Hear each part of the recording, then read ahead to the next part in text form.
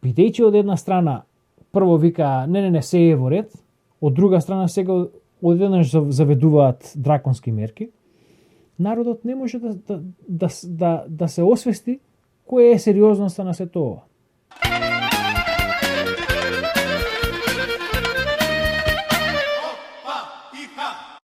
Добар ден, почитувана публика, и добре дојдовте во најновото издание на видеоподкастот Гласот на Слободна Македонија. Јас сум вашиот домаќин Душан Петровски. Денеска сум во соло издание и ќе се обидам да направам некој пресек на состојбите во однос на епидемијата или пандемијата на кинескиот коронавирус. Како што гледате, наоружан сум и добро сум подготвен за какаполипсата која што предстои. Бидејќи сега сите сме во карантин, кобајаги, еве една прилика да погледнеме што се случуваше, како да погледнеме генезата на случајов, реакцијата, да го ставиме коронавирусот во историски контекст, да видиме што се случува со најавите за вакцина и да видиме што натаму. Па да тргнеме од самиот почеток. Значи, да тргнеме со генезата. Колку што знаеме, вирусот потекна од Кина. Она што ни е познато грубо или она што се претпоставува дека вирусот е излезен од лабораторија. Коронавирус е ознака за вид на вируси, значи за грип или настинка, нешто во таа смисла. Значи, коронавирус како категорија не е ништо ново, меѓутоа овој вирус е нов, бидејќи по се изгледа е направен во лабораторија. Најверојатно е погрешка или случајно е испуштен во јавноста во некој кинески пазар, на некој кинески пазар, каде што нема никакви санитарни услови. Јас немам патувано во Кина, меѓутоа имам патувано во латиноамериканските држави и ако санитарните стандарди се слични, тогаш можам да замислам како зошто би можело од еден таков пазар да се прошири болеста, меѓутоа тука пред се мислам дека станува збор за човечка грешка. Значи, зошто воопшто се прават играчки и зошто воопшто се прават мутирани вируси во лабораторија, тоа е друго прашање. Излегуваат информации дека многу држави во светот си играат вакви играчки. И Кина како Кина, и покрај тоа што таму има многу правила и многу закони, и луѓето се придржуваат, тоа е кинескиот менталитет, да се придржуваат од правилата, и те изгледа им се лизнало, им избегало од контрола и епицентарот, односно почетокот, епицентарот на вирусот е некој град Вухан во провинција Хуеј во Кина. Мислам дека повеќето луѓе на светот никогаш нема слушнато за овие градови, за овие провинции, и да не се случи ова неволја, никогаш немаше ни да чујат. Меѓутоа, еве сега имаме некоја интерактивна карта на светот, која што ќе ни даде една слика за тоа како вирусот се прошири од јануари до март 2020. Значи, ова е од 4 март е видеово. Значи, веќе имаме колку 12 дена, скоро 2 седмици има поминато од тогаш, така што ситуацијата се има променето, меѓутоа ќе видиме како напредувала. Значи, како што рековме, вирусот започнува во Кина и видите како бргу се шири. Значи, ова е први 20.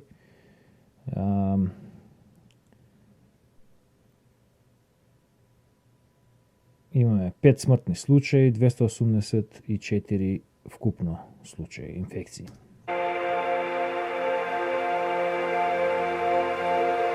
Како час на час,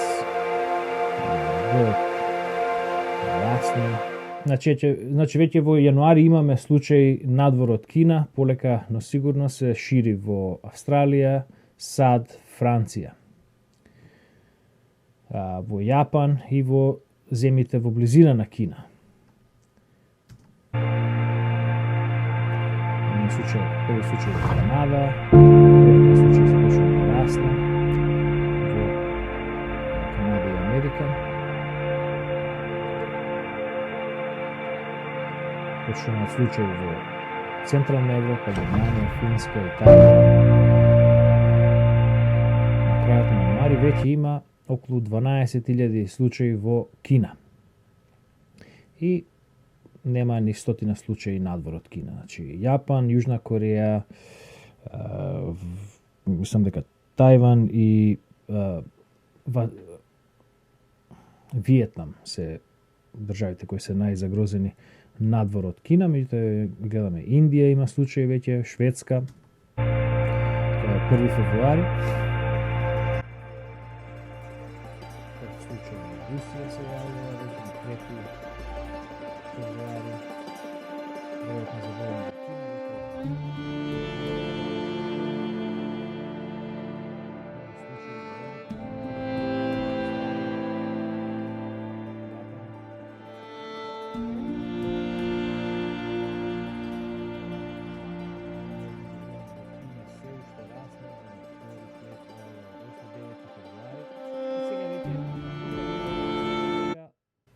започнува до известна мера паниката во светските медиуми. Меѓутоа, она што го забораваме е дека инфекцијата, вирусот за прв пат се појавува во Кина во декември. И Кина го крие овој податок од јавноста цел месец.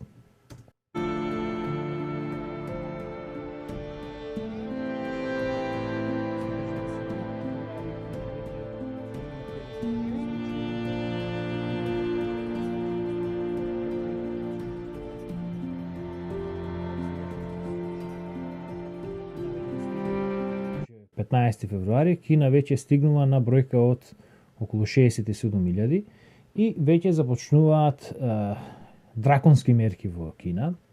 Се затвораат цели градови, цели провинции, се прават дезинфекции на улици. Едно време имаше едни видеа кои што излегуваа во јавноста, луѓе како паѓаат на улица, едно друго. Не знам тоа колку беа тие вистините тие видеа, што сакаа да кажат, меѓутоа успеа во известна мера да свртат внимание на сеирџиската јавност, да луѓе да почнат да се посмевнуваат со она што се случува во Кина, меѓутоа никој се уште не правеше никаква реакција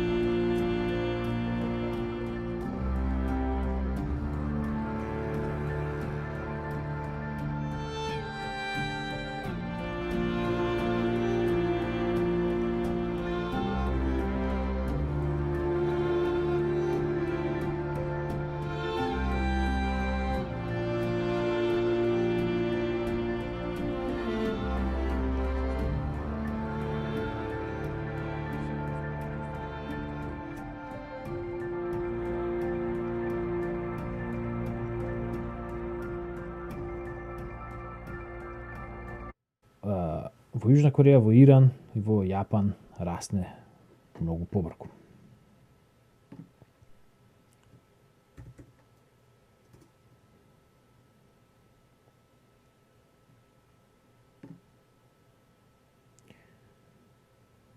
Денеска, значи ова е видео, како што рековме, од пред 12 на дена. Вкупниот број на заболени тука некаде испаѓа на околу 100.000. Од тогаш до сега имаме уште нови 70.000 случаи на светот. Имаме 7.000 мртви и 77, скоро 78.000 опоравени. Се уште има активни околу 90.000 случаи околу 6000 се во сериозна состојба, значи околу 7%, а 78.000 се веќе пуштени и околу 8% е вкупната смртност во однос на завршени случаи. Значи, смртноста сега стои на околу 4% од вкупниот број на заболени. Меѓутоа сега тука има една мала како да кажем, се прави една мала грешка, бидејќи ние се занимаваме со бројот на познати потврдени случаи. Веројатно е дека има многу повеќе случаи од што знаеме, бидејќи се чини дека ова инфекција е многу чудна, кај некои луѓе има многу сериозни симптоми, многу агресивни симптоми кои што гледаме водат и до смрт, а кај некои луѓе воопшто не се манифестираат никакви симптоми. Така што бројката од 177.000 заболени низ целиот свет, мислам дека е премала и можеби реалната бројка е можеби многу поголема. Ова е и добра и лоша вест. Добрата вест е што, или еве да кажеме лошата вест е што ќе се појави експлозија на нови случаи во идните 2-3 недели и најлошото е допрва пред нас. Добрата вест е што очигледно болеста веќе циркулира малку подолго во јавноста без да знаеме и резултатите за сега не се така критични. Научниците се уште не знаат точно што е уште една мапа како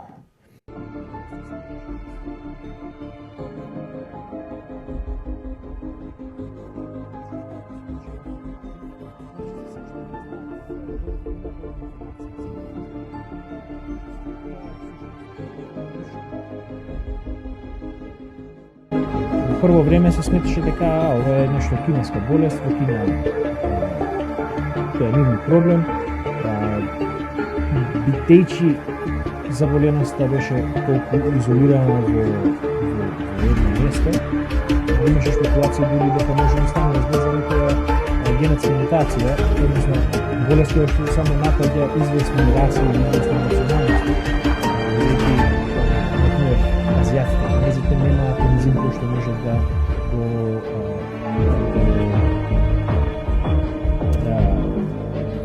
процесира алкохол. Значи имаме некои разлики во генетскиот состав помеѓу европјаните и кинезите и можеби и тука има некаков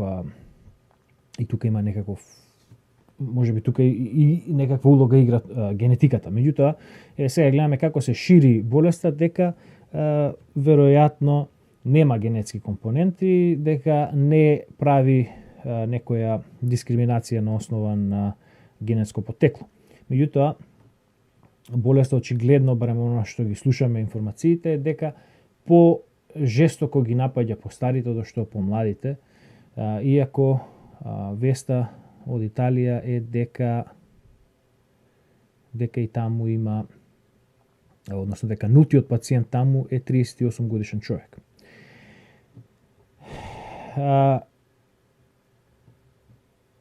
Коронавирусов го заплашува целиот свет, бидејќи многу брзо се шири. Еве гледаме од 22 јануари имаме 580 случаи општо низ целиот свет.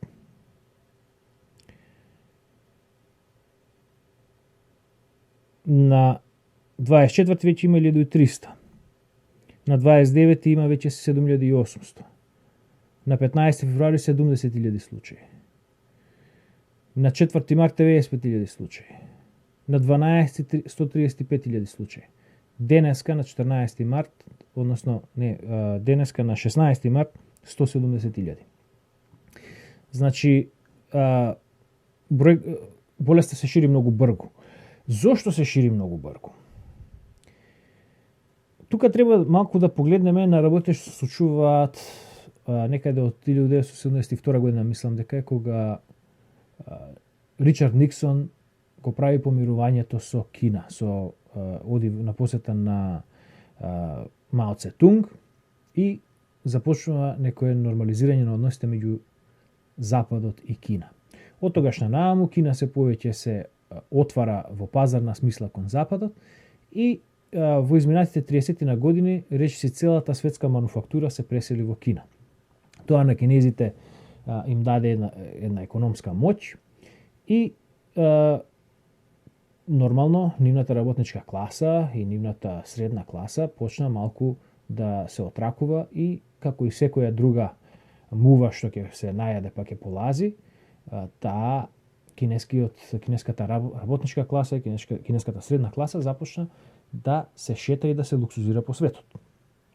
Јас работев во туристичката, во гостителската индустрија во Нијагарените водопади околу 5-6 години, помеѓу 2010 и 2016 година. И тука ја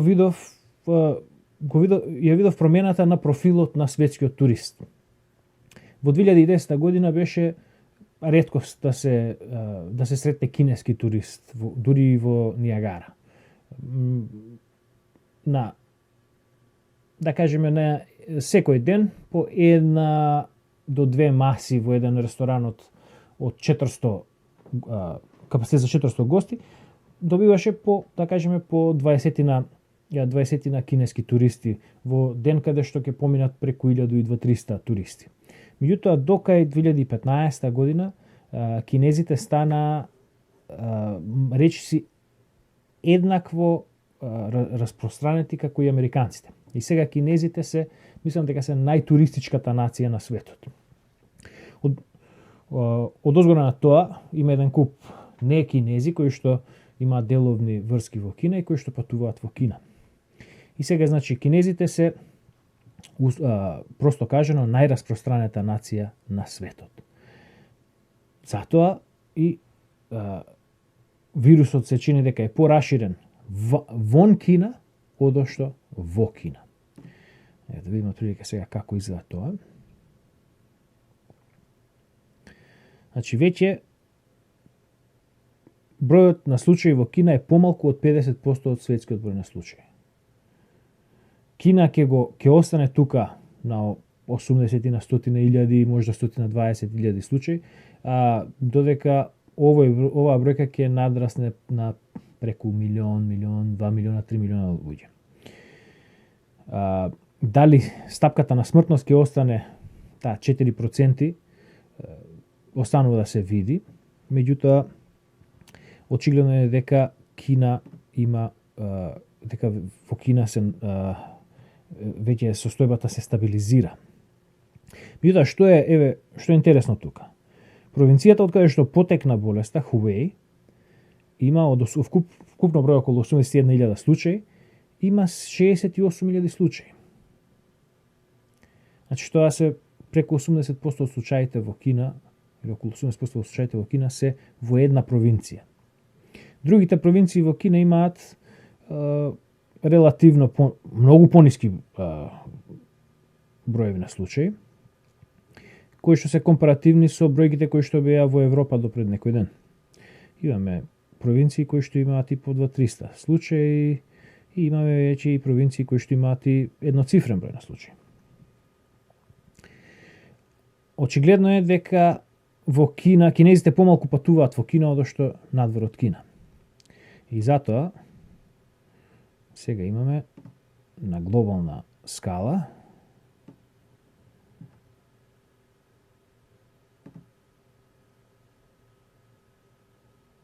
имаме многу повеќе случаи вон Кина одошто во Кина.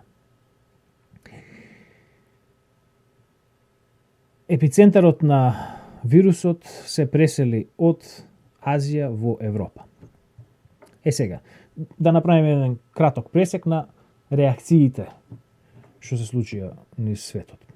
Значи, во Кина, како што рековме, вирусот е главно концентриран во една провинција, тоа е во таа Хубеј провинција, каде што за прв пат изби вирусот. Во Кина не знаеме што се случувало во првите 30 на дена, бидејќи Кина го криеше случајот, не дозволуваше на представници на Светската здравствена организација да влезат во Кина, да помогнат или едноставно да видат што се случува. Меѓутоа знаеме во јануари и во февруари дека Кина заведе драконски мерки, воведе полициски часови, се затворија сите бизниси едно друго и веќе гледаме дека во Кина има резултати. Да погледнеме сега на една графа како тоа изгледа. Значи, Кина имаше брз раст за време на јануари, на последната седмица на јануари и експлозија за време на февруари. Меѓутоа, кога се заведува драконските мерки, полека, но сигурно оваа линија, овој граф се исправи и веќе ситуацијата се стабилизира. Дали е решено се во Кина, се уште не се знае, бидејќи не знаеме дали има спекулации дека вирусот е уникатен и не дозволува стварање на имунитет, дали кај сите, дали кај известни луѓе, меѓутоа има извештаи за реинфекција. Како и да е, мерките во Кина се покажаа како ефективни. На многу либертаријанци ова не им се допадна, меѓутоа ова е реалноста. Еве гледаме што успеа да спречат овие мерки. Значи гледаме како графот нарасна тука околу 11 февруари и гледаме ракета, една малтене вертикална линија помеѓу 11 и 12.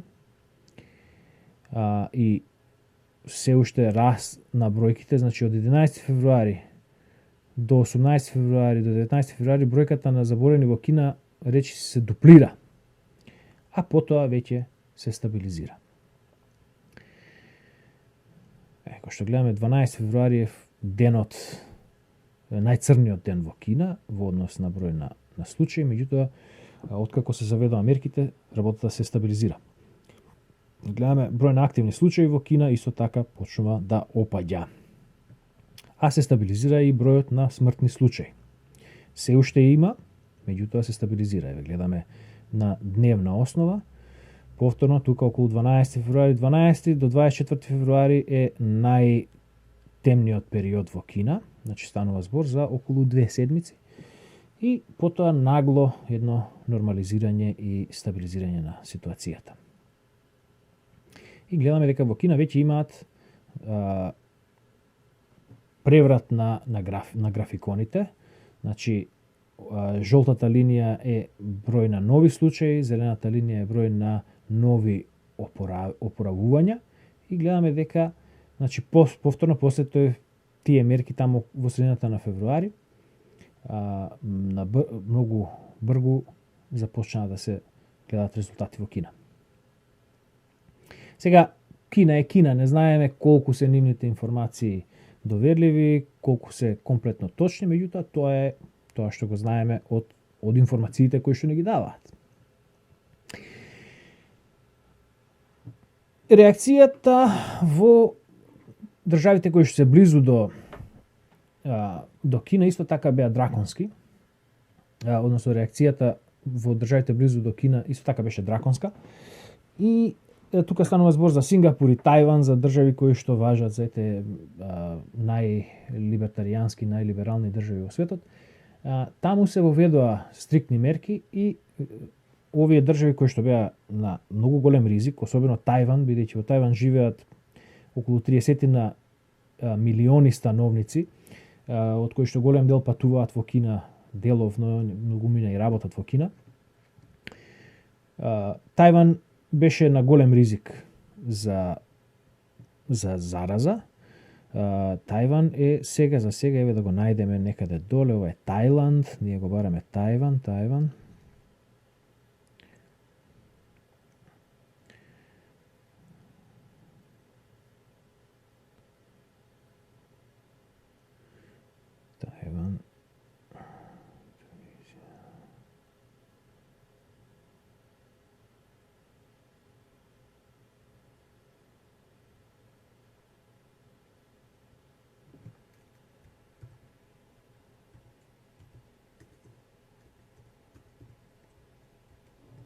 Еве Тајван.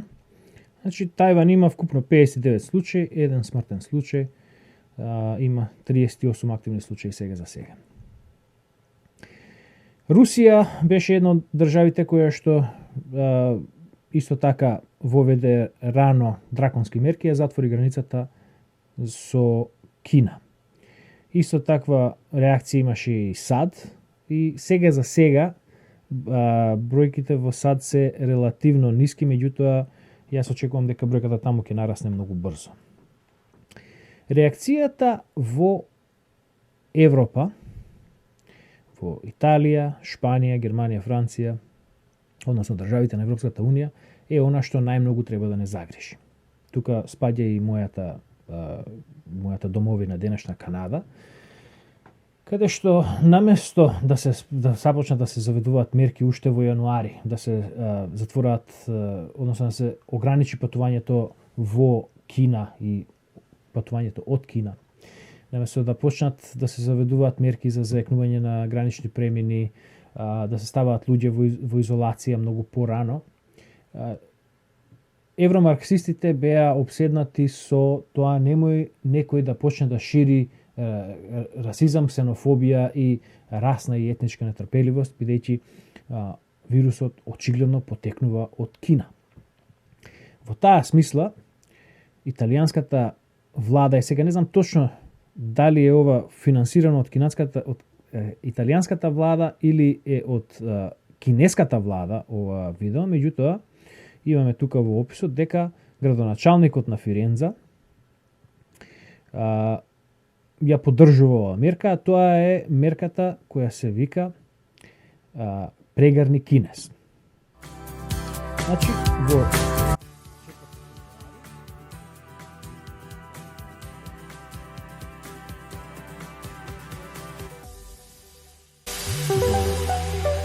духот на антирасизам и на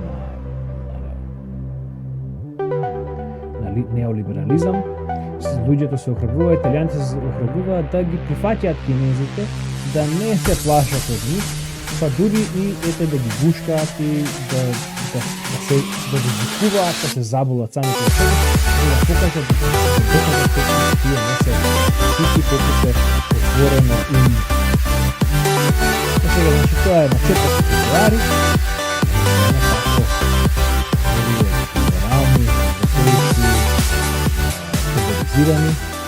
се гушкаат со кинезите, покажувајќи ни на сите нас простаци како треба да се живее.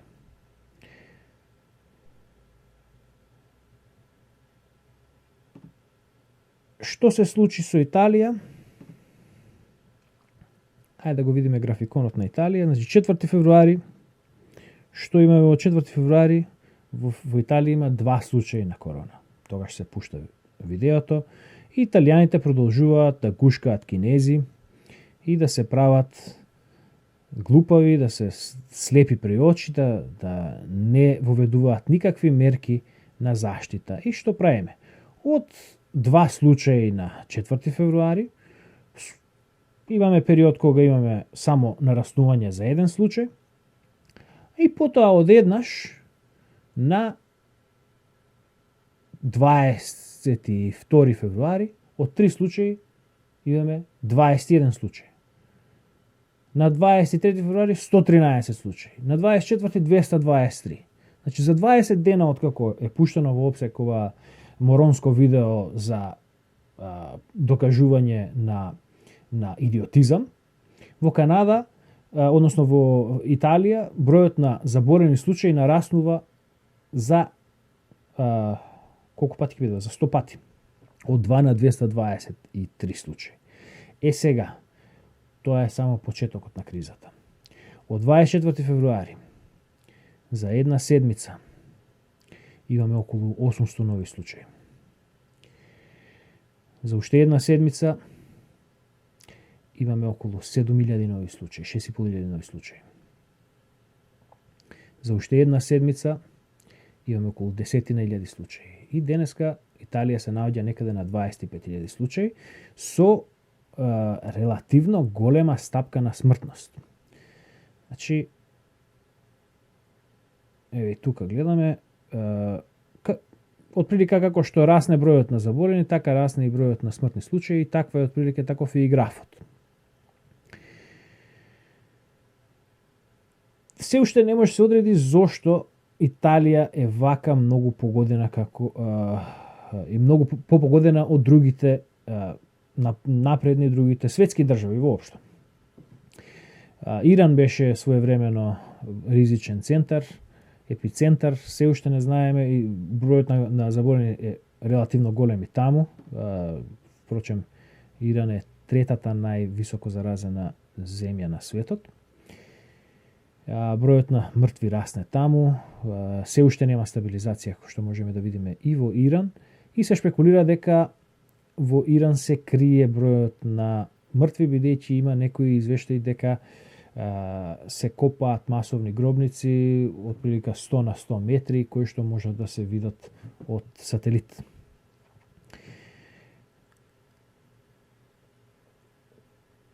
Повторно и тука би рекол сега овие шпекулации дека ова е нешто, некаква... Ајде се вратиме околу тоа дали ова биолошка војна или не. Значи, реакцијата на европејските евромарксисти, меѓу кои спаѓа и мојот премиер Џастин Трудо, и премиерот на Македонија Зоран Заев, или кој сега е таму, не го знам, беше едноставно: не гледам, не слушам, не сум од тука. Нема ништо, се е во ред, продолжуваме, се тече, понормално продолжуваме со евромарксистичката неолиберална политика на отворени граници, отворени врати, на никакви разумни дискриминации, на превземање на никакви мерки.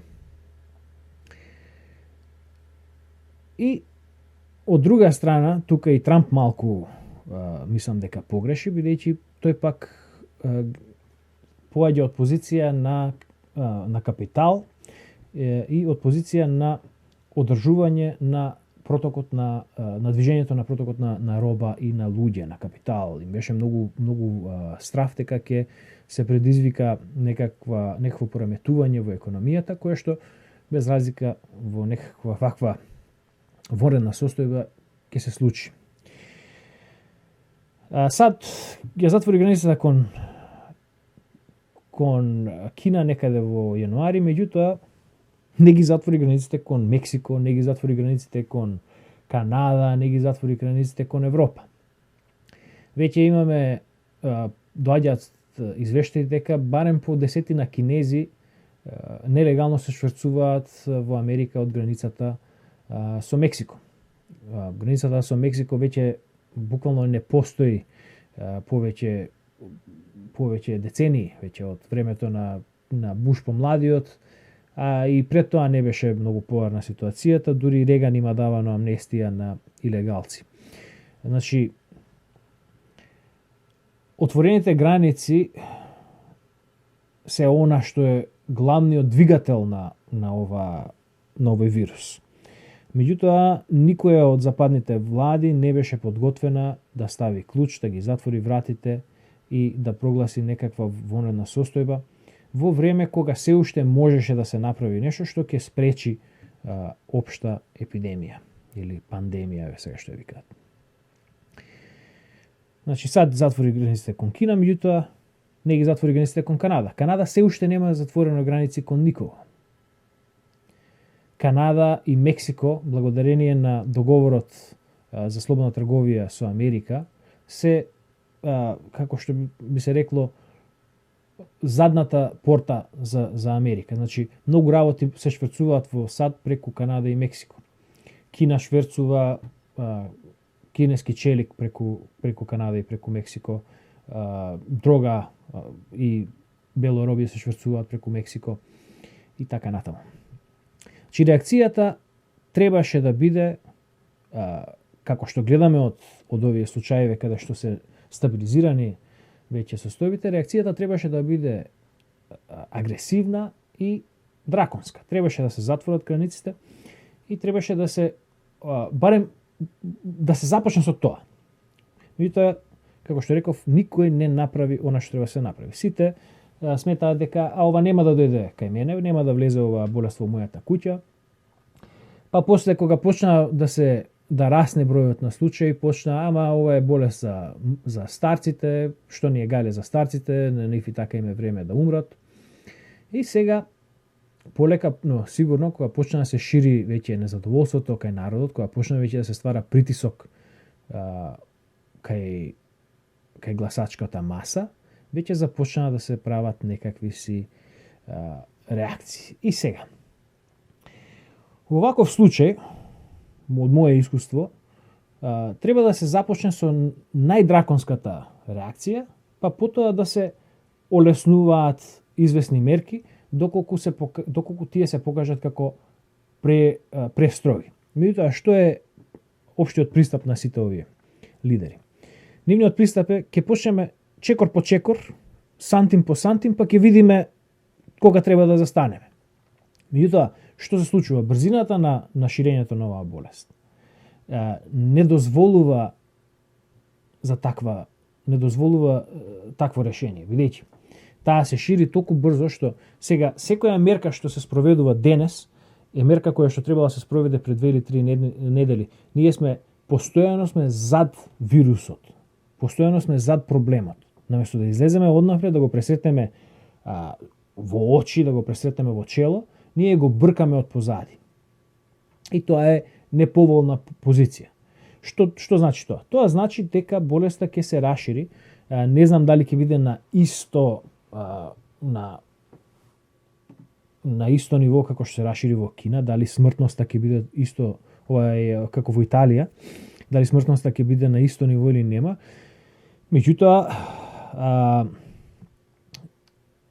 треба да сметаме на најлошото сценарио. Треба да сметаме дека од она што го имаме видено, дека истото ќе се случи и кај нас. Дали во Македонија, за мене тука живеам во Канада, истото ќе се случи и кај нас. Друго е што, например, со Италија, македонскиот народ споделува известна доза на ДНК. Значи, ако во Италија болеста е особено агресивна, постои можност истото да биде и во Македонија. Се шпекулира дека во Италија можеби проблемот е што нивното население е малку постаро, меѓутоа јас не верувам дека во Италија има повеќе од 5 или 10% повеќе 60 годишњаци, да кажеме, од што во Канада или во САД или во Франција. Така што, она што се случи во Италија, може да се случи секаде. Најголемиот проблем со болест, значи сега да тргнеме тука. Значи, како што реков јас, моје мислење е дека драконските мерки се потребни тука и тие се лекот на нашиот проблем.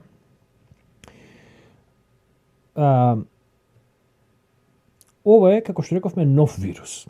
Значи, не ни е познато овој вирус, не знаеме точно како ќе се однесува. Не знаеме, немаме вакцина, немаме протокол за справување со овој лек, со оваа болест, не знаеме точно кои групи се на мета.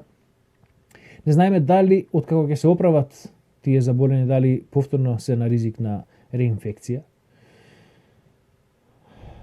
И не знаеме, впрочем, која е вистинската смртност на болеста.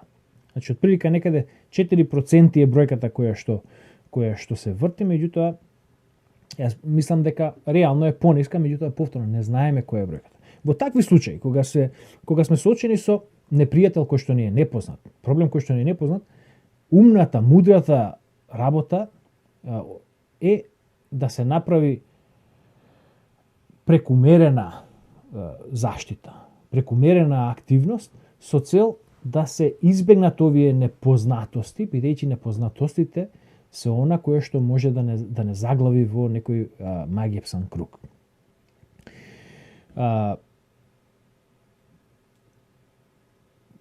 Многу ми наскокнаа дека ова се мали бројки, што се 5000 души починати на 8 милиарди жители, се крева паника, нема потреба од вакви драконски мерки. Повеќе луѓе умирале од грип секоја година, повеќе луѓе умирале од автосообраќајки секоја година, повеќе луѓе умирале не знам од што се давеле во кофа вода. Што е тука проблемот? Проблемот е, што реков, оваа болест не ни е позната. Сезонскиот грип го знаеме. Знаеме отприлика која му е смртноста, знаеме како да се лекува, знаеме дали реинфекцира или не реинфекцира. Автосообраќајките или не знам што, пијанчењето, едно друго, сите тие проблеми ни се познати. Значи, со нив знаеме како да се справуваме. Ова е нешто ново. И ова е голем ризик. Непознатото е ризик. Некогаш тоа е добро, меѓутоа во овој случај зборуваме за смрт.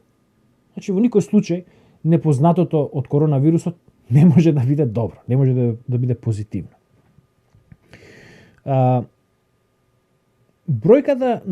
Ниската бројка на починати до сега е пред се резултат на карантинските мерки кои што се веќе превземени. Зборуваме во Кина, во Југоисточна Азија. Замислете да немаше карантински мерки. Она графата во Кина, да се вратиме, значи пак да не ја заборавиме, да не го заборавиме 12 февруари. Овој момент тука. Да не беа воведени карантински мерки, оваа линија ќе продолжише наваму, да оди во вертикала, не во хоризонтала. Значи, нискиот број на мртви до сега е производ на ваквите мерки.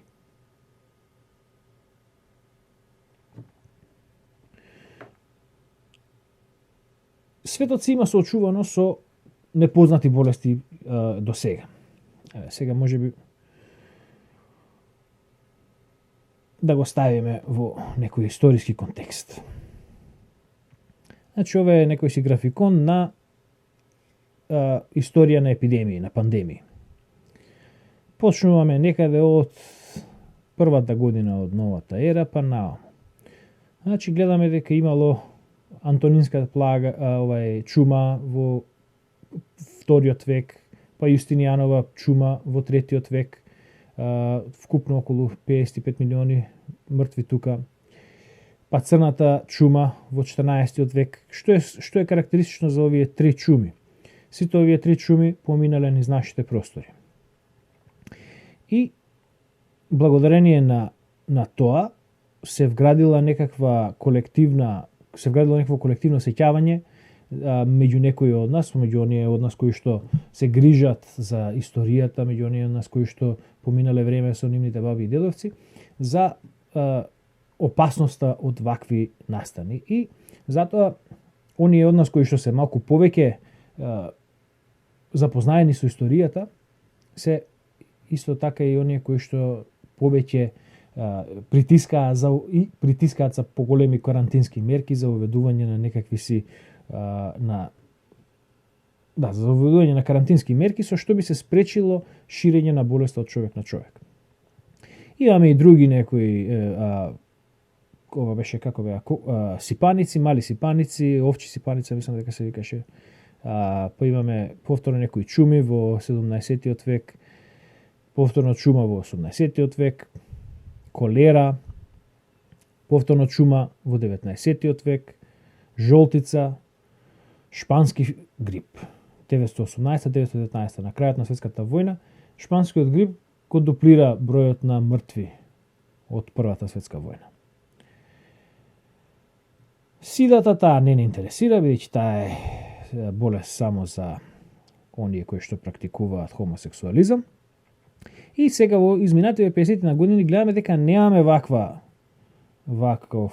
голема болест. Сидата не е, како што реков, таа не интересира нас, затоа треба можеме неа да не ја гледаме. Тука имаме, значи, азијски грип, хонконгшки грип по 1 милион жртви. И сега во изминативе 20 на години го имавме SARS, па свинскиот грип, ебола, таа повеќе мислам дека во Африка, и конечно сега новиот коронавирус. И сега, зошто се грева толку голема паника кога има само 6,5 милиони мртви? И па како што реков, оние кои што се запознаени со историјата, се сеќаваат на овие работи. На чумата на Антонините, на Јустинијан, на црната чума, на шпанскиот грип. И сите овие болести биле излечени на исти начин, преку изолација. Изолацијата го спречува можноста на вирусот да се шири и тоа е единствениот лек. Откако ќе изумре вирусот, тогаш можеме повторно да се вратиме на нормални работи.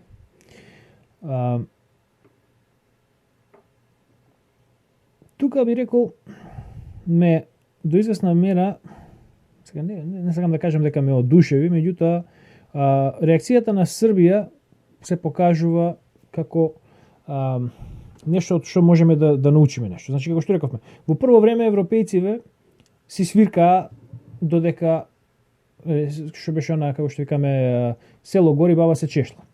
Тие се занимаваа со антирасизам и со не знам што.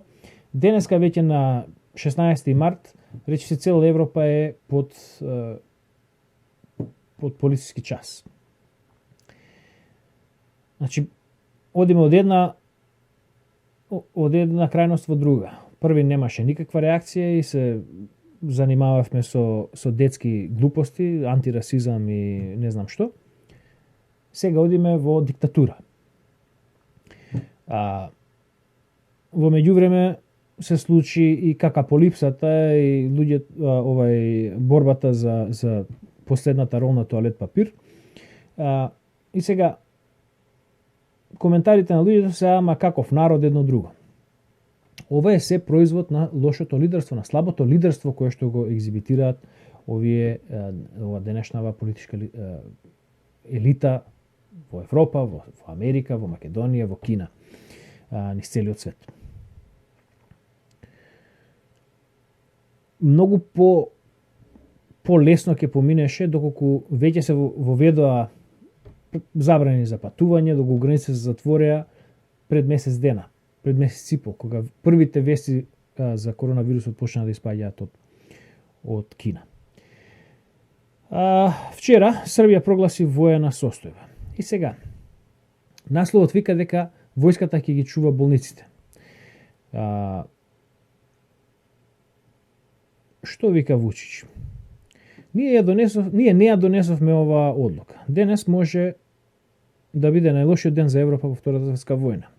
Србија е во војна против невидливиот противник и е борба за нашите родители, нашите стари лица, но и за еднината на нашата Србија. Ова е она што оние кои што викаат тама ова не е голем проблем, ова е болест за старци, не може да го разберат. Вака се прави нација. Србија е хегемон на Балканот токму поради ваквите ставови. Не е битно дали болеста убива бебиња или старци или 25 годишњаци. Проблемот е што умираат луѓе, умира наш народ. И конечно, ширењето на вирусов прави многу големи проблеми за здравствениот систем.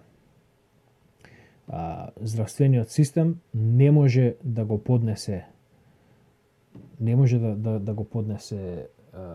овој товар, бидејќи здравствениот систем во Македонија, во Европа, во Канада, секаде низ светот е преоптоварен со нормални заболувања.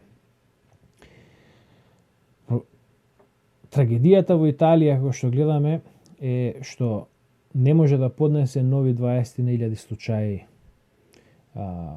нивниот систем. И да видиме колку од тие случаи се, да кажеме, во болница.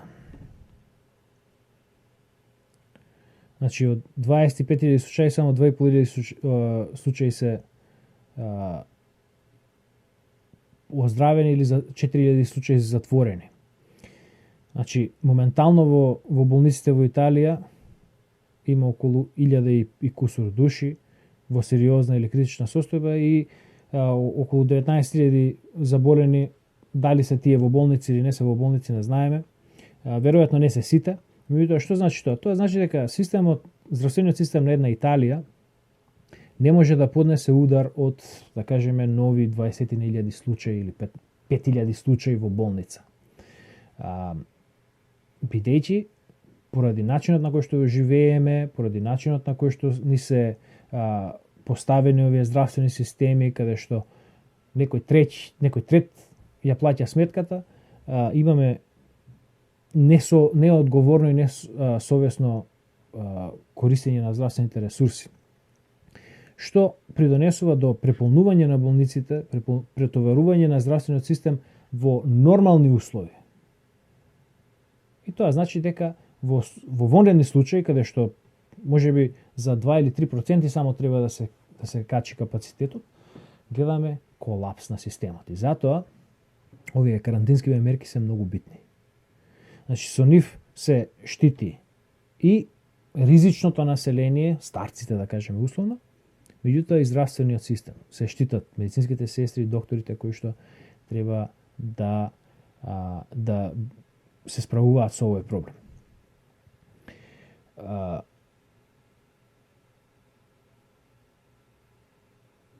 Доколку тие почнат сега да се заболуваат, медицинскиот персонал, доколку нив почнува да ги фаќа вирусот, и тие се, бидејќи ќе бидат преоптоварени со работа, ненаспиени, значи тоа неодморени, ненајадени и под стрес, тоа значи дека нивниот систем ќе биде, нивниот имун систем ќе биде компрометиран, што значи дека ќе почнат да се јавуваат големи проценти на заболувања кај овие луѓе. Од таа причина, како што викам, карантинот, изолацијата е решението.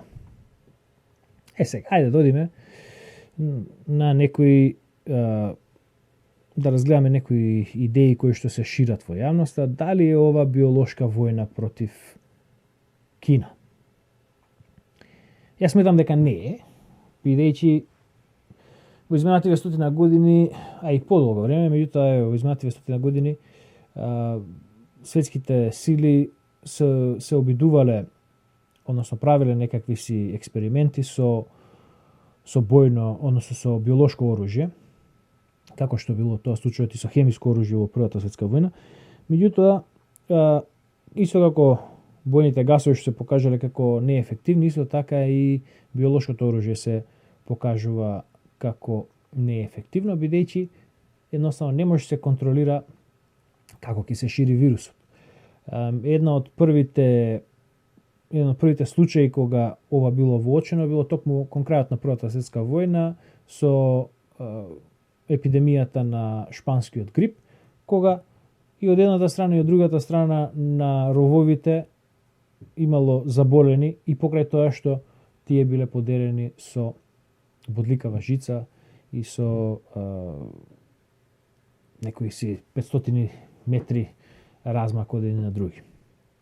Значи, биолошката војна не е ефективно оружје за војување, бидејќи, како што гледаме, нема држава која што не е во која што нема заболени, која што не е потресена од овој вирус, и гледаме и по мали државички, Хондурас, Јамајка и така натаму, веќе низ цела Африка полека се јавуваат болести. Така што, ако е ова дело на Америка, например, обид на Америка да ја нападне Кина со биолошко оружје, гледаме дека болеста се враќа во Америка. Ако е болеста направена во Кина, Кина веќе плати голема цена и допрва ќе ја плаќа цената. Така што ова не е, според мене, ова не е биолошка војна. Вакцина. Научниците викаат дека го декодирале COVID и дека брзо ќе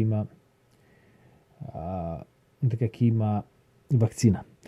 Јас ова не сум многу сигурен, не сум многу убеден дека ќе има вакцина за пократко од година и пол.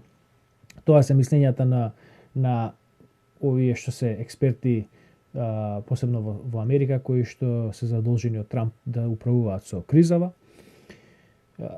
Реално е дека некаде меѓу 12 до 16-18 месеци ќе треба да поминат тури да се направи ефективна вакцина.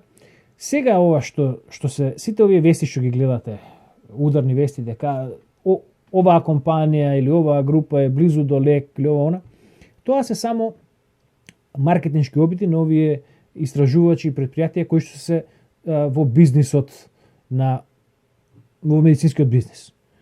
Тие сега се обидуваат да привлечат фондови, дали од државни фондови, дали од приватни, се обидуваат на овој начин да кажат не, ние сме многу близу, ни требаат само уште малку пари и еве при крај сме.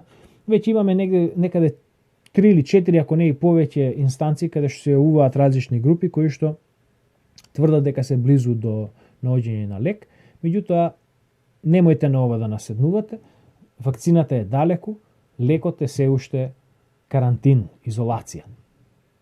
И сега, изолација вие не мора да седите во стан по цел ден. Можете да излегувате на корзо, како што било порано корзо. Значи да шеташ низ град, меѓутоа да се држиш на дистанца од луѓе.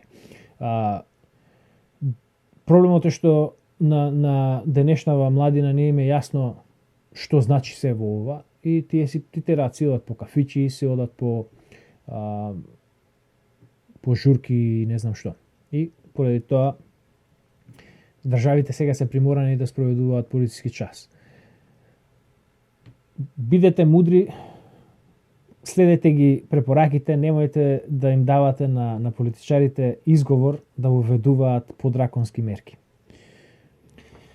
И сега околу овие вестиве дека ете Кина сега испраќа помош кога Европа не работи ништо, Европа ги оставила италијаните на цедило, кога тие побарале солидарноста, еве сега Кина испраќа медицинска помош во Италија, веќе стигаат вести денеска и дека ќе пристигнати околу 200 вентилатори и респиратори во Македонија и така натаму. Немојте да бидете толку краткоумни. Сета ова работа започна во Кина. Кина криеше за болеста околу месец дена и не дозволуваше на Светската здравствена организација да влезе таму и да им помогне или барем да види што се случува, за да може да се дадат некои препораки на земјите надвор од Кина. Значи, Кина е виновникот број 1 во сето ова. Од друга страна, епицентарот на болеста веќе сега се префрла од Кина во Европа. Секоја европска земја веќе полека, но сигурно навлегува во своја криза. Очекувајте дека Франција, Германија и Шпанија ќе имаат по преку 20.000 случаи, јас би рекол до крајот на неделава. А не знаеме кога ќе почне ситуацијата да се стабилизира во Италија. Англија, односно Британија ме плаши, бидејќи тие планираат тие планираат да спроведат стратегија на групен имунитет, што значи дека ќе ја пуштат епидемијата да слободно да тече низ државата, па ќе почнат да воведуваат мерки со тек на време, меѓутоа мислам дека тоа е премногу ризична стратегија која што ќе доведе до многу големи проблеми кај нив, бидејќи нивниот здравствен систем е веќе преоптеретен. Значи, како што реков, да не забораваме, Кина сега праќа помош, меѓутоа Кина е виновникот за сето ова. Сега тие ќе се обидат да направат малку, да замачкаат очи на целиот свет, така не било ова за нас. Пуштаат некои буви дека болеста им била донесена нив од некои американски војници, меѓутоа немаат никакви докази за тоа. Знаеме дека болеста потекнува токму од таму, бидејќи првите случаи се во Кина.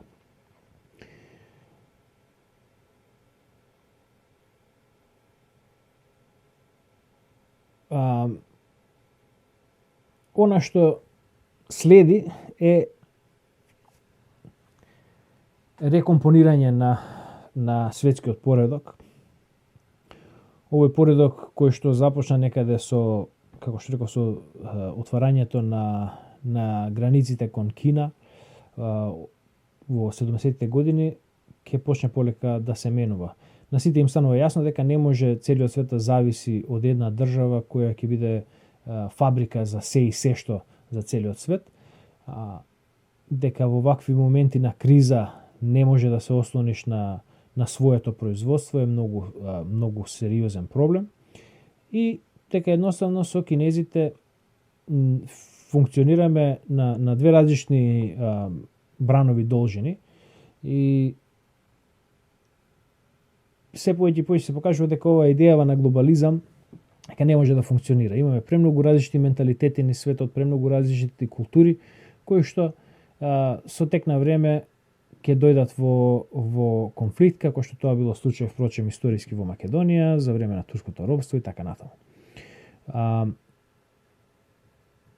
Полека, но сигурно мислам дека мануфактурата, барем она што е од Северна Америка, што беше пренесена во Кина, полека ќе се пресели повторно во САД и во Канада. И мислам дека Кина полека, но сигурно ќе почне да опаѓа, односно силата на Кина на светскиот пазар се повеќе ќе почне да опаѓа. Значи, мислам дека доволно е за овој осврт околу коронавирусот. Она што е битно е да бидеме патриотски расположени тука, да бидеме свесни дека не е важно дали ќе умираат луѓе од 80 години или од 8 месеци, важно е дека тоа се наши сограѓани, дека тоа се наши сонародници, а ние како мала нација не можеме да си дозволиме да губиме големи проценти од нашето население во вакви случаи. Сите ние сме од едно семе родени, еден народ сме, тоа се наши луѓе и затоа ние мораме да бидеме опрезни и да внимаваме, да бидеме предпазливи, да не дозволиме да дојде до епидемија која што може да доведе до големи катастрофи. А кога ќе заврши се ова, нормално дека ќе има период на пореметување на економски репозиционирања, ќе има некаква си рецесија, тоа е неспорно е, меѓутоа рецесијата ќе се случеше во секој случај. На крајот од сето ова ќе излеземе и ќе бидеме помудри, посилни и попаметни, се надевам. Се надевам дека овие глупости што ги читам по социјалните мрежи во изминативе недела две, комплетната желбата на некои луѓе да се истакнат со глупости, со лажни вести, со дезинформации, со манипулации, се надевам дека ќе им изумре во душите на тие луѓе, дека конечно ќе се задоволат со нивни нагон за стварање на хаос, се надевам дека конечно ќе се задоволи, или дека барем оние, дека нормалните луѓе ќе почнат да ги игнорираат тие луѓе и дека ќе почнат да ги шиканираат и да ги отстрануваат од нормалното општество. Значи, ова е сериозна состојба во која што не треба да се влезе со паника, туку со здрав разум. Гледаме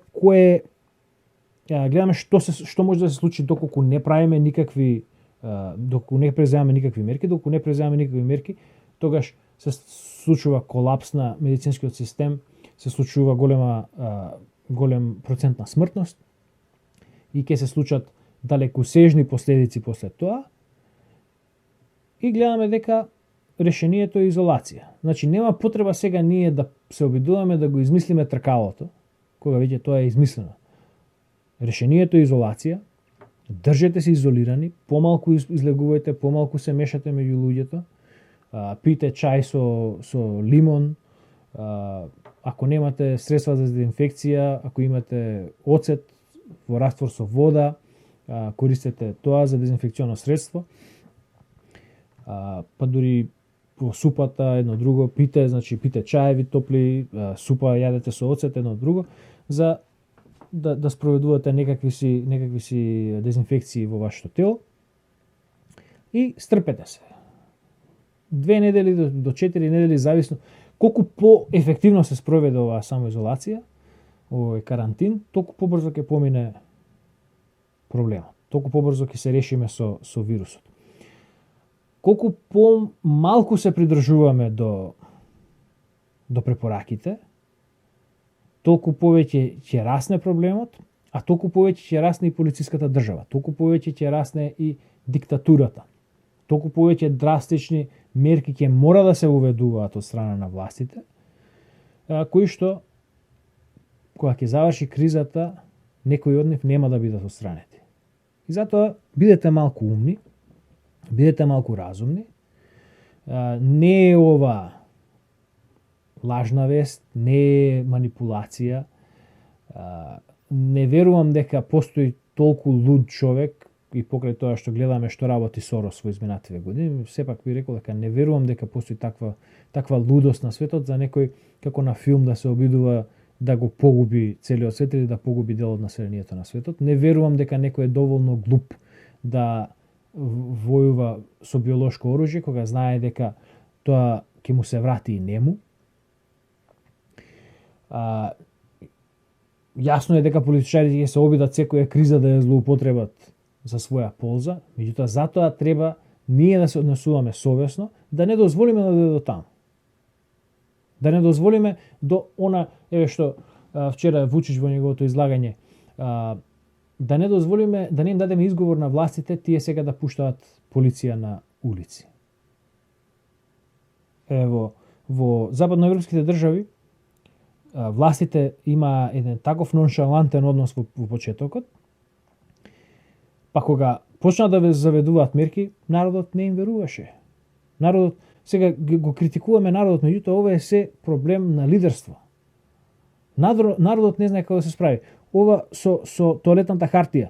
Луѓето не знае, еден миг властите велат дека се е во ред, друг миг викаат дека се откажуваат, канцелираат ова спортски лиги, се канцелираат концерти, се затвораат граници, но друго. Луѓето не знаат која ќе биде следната реакција на властите. Еве сега овој шутрак од Џастин Трудо треба да држи некаква конференција во Канада. Тој мисли дека дека е манекенство, мисли дека е на филм. Сите овие левичарски евромарксисти идат со тој менталитет. Дека нема нив да ги заболи, дека ова е болест на старци. Тие не можат да излезат од својот менталитет дека затворените граници и затвореното општество според нивните сваќања, дека има некаква полза, дека некогаш има корици за тоа, дека некогаш треба да се изолираме едни од други за да направиме добар производ за сите нас. Тие не можат тоа да го разберат. И сега, бидејќи од една страна прво вика не се е во ред, од друга страна сега одеднаш заведуваат драконски мерки, народот не може да се освести која е сериозноста на сето ова. Меѓутоа, истовремено, не треба да потпаѓаме на искушенијата на ѓаволот да предизвикуваме хаос, да бидеме агенти на хаос и да шириме дезинформации и лаги едно друго. Сепак се работи за наши сонародници, за наши луѓе. Вие што ширите лаги и што ширите манипулации, вие правите штета на вашиот сам народ. Толку. Се надевам дека информации ви беа полезни.